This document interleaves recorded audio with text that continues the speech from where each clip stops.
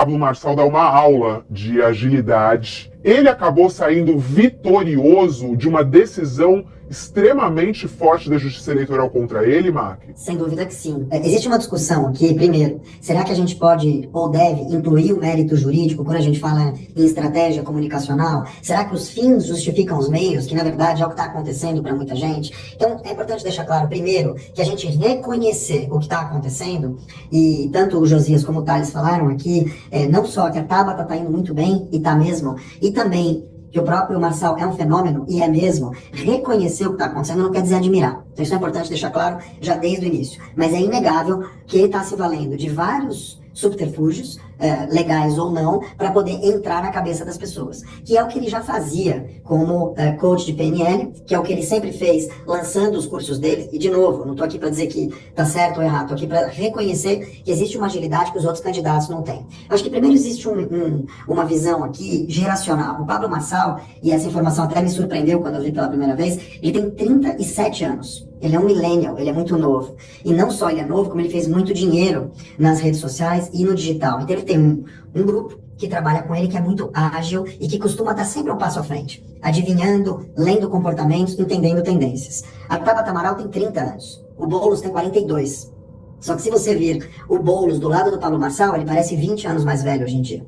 O Datena tem 69, salvo engano, ou 67. E o Nunes tem 54. Então, os dois que brigam ali com a questão geracional, que conversam com as massas de uma maneira muito diferente, são o Pablo e a própria Tabata. Mas o Pablo, ele se vale de coisas que não são tão novas assim, como o discurso de ódio, por exemplo. O Pablo, a estratégia do Pablo não está só nas redes sociais. Ele fez isso nos debates. Ele fez isso no pós-debate. Ele peitou o Boulos e ele usou da maneira como ele peitou para poder, de novo, entrar na cabeça das pessoas, mostrando que ele tem algo diferente. Ele questiona o tempo todo, entre aspas, o que ele chama de sistema, que também não é nada novo. Agora, o que eu acho que é mais importante aqui é a gente identificar o fenômeno Pablo Marçal como um fenômeno de estratégia atualizada. Não é novo a gente falar em fenômenos durante as eleições. Aconteceu isso em 2008 com Barack Obama, por exemplo, usando muito do Facebook para poder também ter uma potencialização financeira de pessoas físicas doando dinheiro para ele em 2008. A gente teve o WhatsApp em 2018 com o Bolsonaro e se questiona muito se foi realmente o WhatsApp que elegeu o Bolsonaro, porque a gente sabe que o WhatsApp é uma estratégia cara. Então eu não vejo só o Pablo Marçal como um estrategista de rede social ou a questão dos cortes que ajudam ele tanto assim. Eu acho que ele tem uma maneira de se colocar e ele entendeu como conversam muitas das novas gerações que potencializam isso por ele. Agora, ele já fazia isso, não é algo novo. Ele sempre fez isso como influenciador.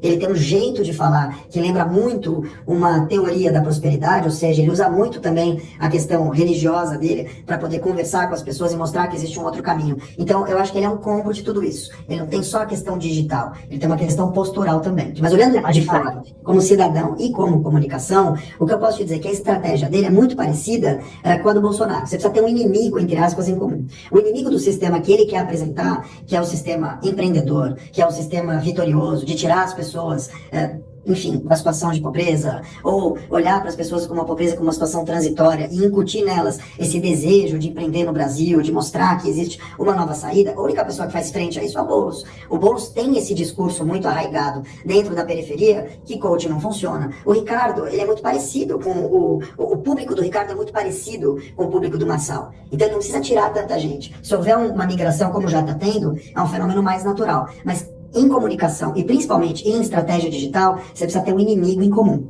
O inimigo em comum que representa isso, ele pode angariar tanto eleitores do Bolsonaro, como já está acontecendo, como eleitores do Ricardo. O inimigo em comum dessa gente é o que eles chamam de comunismo, de socialismo, é a cabeça do Boulos. Então é mais fácil ele centrar nisso para aumentar o discurso dele, para ele ter mais frases de efeito. Ele não precisa ficar batendo a boca com o Datena ou com os projetos do Ricardo Nunes. O trabalho dele não é entregar projeto. Porque até então também os projetos que se viu do Pablo Marçal são surreais, né? Como a questão do teleférico. Então, não é uma questão de projeto aqui, é uma questão de você escolher em quem bater e trazer mais gente do teu lado. Então, sinceramente, eu vejo que a campanha do Nunes, ela tá tão perdida quanto a campanha do Boulos, que tá tão perdida quanto a campanha do Datena.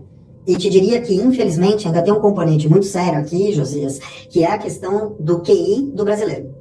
A gente tem, infelizmente, o que a gente viu, pelo menos visão pessoal, tá? O que eu tenho visto é regredir um pensamento crítico. As pessoas questionam cada vez menos, aceitam cada vez mais. Porque o brasileiro, infelizmente, também abandonou o pensamento crítico. Essa discussão que a gente está tendo aqui, ela vai ser vista por muita gente, mas é 0,0001. Os nossos vetores de cultura hoje em dia são os MCs. A gente não tem uma discussão, nada contra, mas a gente não tem uma discussão política que realmente discuta um bastidor. Quantas pessoas vão ver isso aqui? Quantas pessoas vão ler isso no jornal? Quantas análises críticas vão ser realmente absorvidas por quem está assistindo o talento? 0,1? Se você entrar hoje, e eu entrei hoje no Mercado Livre, você vai ter 3 páginas inteiras, que estão vendendo o boné do Pablo Marçal. Então, ele pegou o slogan do Lula, faz o M, em vez de faz o R. Então, olha que loucura.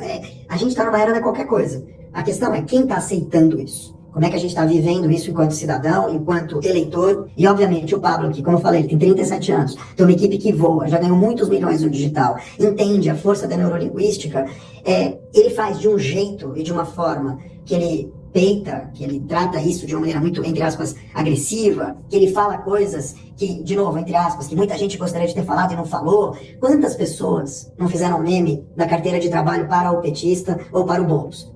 Ele materializou isso.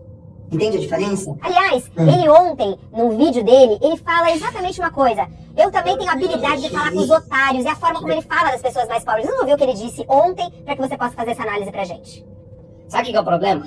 É que vocês me tratam como se eu fosse uma pessoa da classe mais alta desse país, só tem um problema. Eu já fui pobre, eu gosto de baixaria também. Entendeu ou não? Vocês estão mexendo com um cara que não é de nobreza, de família de 400 anos, rapaz. Eu construí riqueza, foi nessas 2 últimas décadas. Se vocês quiserem me chamar pra sair no tapa, eu vou sair no tapa com vocês. Se quiser me chamar pra falar com os reis, vou falar com os reis. Só que eu tenho habilidade pra falar com os otários e com os nobres.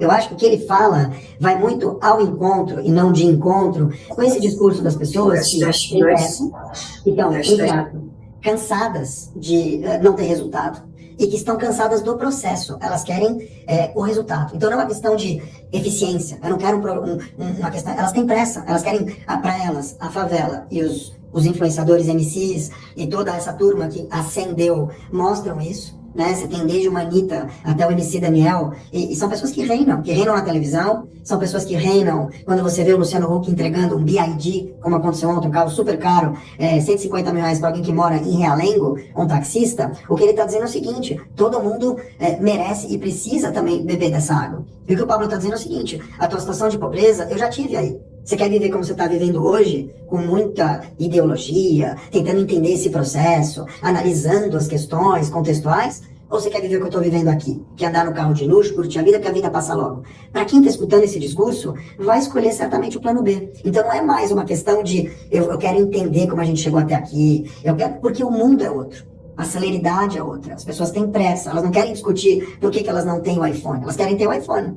Elas não querem discutir como a gente chegou até aqui. Elas não querem estar aqui. Elas querem dizer o seguinte: a minha mãe foi empregada doméstica a vida toda. Eu não quero ser empregado doméstico. Eu quero estar na mesma mesa do que o patrão. Alguém precisa entender esse jogo e precisa agir de acordo com o jogo. Então, eu acho que a esquerda, eu não estou dizendo só a esquerda, tem muita gente de direita que ainda faz isso, mas vamos pegar o exemplo da esquerda. Ela ainda discute muito, ela ainda debate muito, ela está muito no campo ideológico, enquanto a direita está mais prática. E não toda a direita, estou dizendo essa direita mais jovem. Basta ver o crescimento do Nicolas Ferreira nos últimos anos, entre outros deputados. Perdeu muito do pensamento crítico. E não é só na política. A gente perdeu o pensamento crítico na música. A gente perdeu o pensamento crítico também na cultura. A gente perdeu o pensamento crítico na literatura. A gente perdeu o pensamento crítico... Mas está ocorrendo no mundo inteiro.